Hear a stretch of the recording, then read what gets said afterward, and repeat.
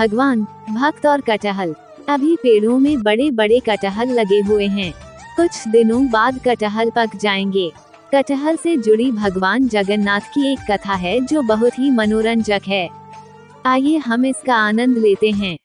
भगवान कृष्ण की लीलाएं तो बहुत ही अद्भुत है। वे बहुत ही नटखट थे। अपने भक्तों की रक्षा तो करते ही थे, साथ ही साथ कभी कभी उन्हें परेशान भी करते थे। लेकिन इसमें भी भक्तों का कोई ना कोई लाभ छुपा हुआ रहता था। ऐसे ही श्री कृष्ण की जगन्नाथ रूप की एक कथा है। जगन्नाथपुरी के सिंहद्वार के पास उनके परम भक्त रघुदास रहते थे, जो वहां के राजा के गुरु भी थे। उनके पास भगवान बाल रूप में आते थे।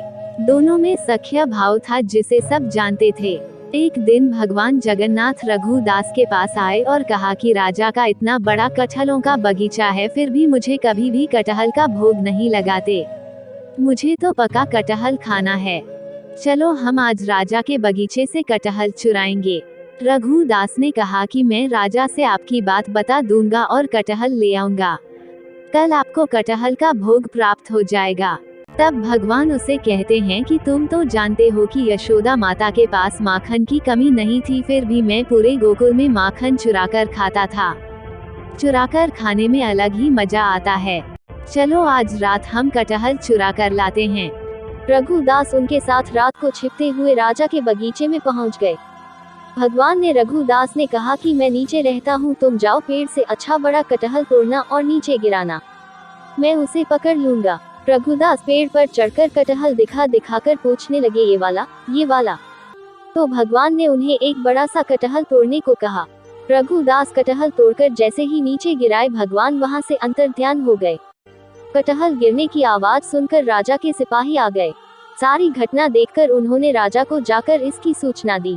राजा स्वयं आए और अपने गुरु को इस तरह पेड़ में चढ़े देखकर उन्हें आश्चर्य हुआ।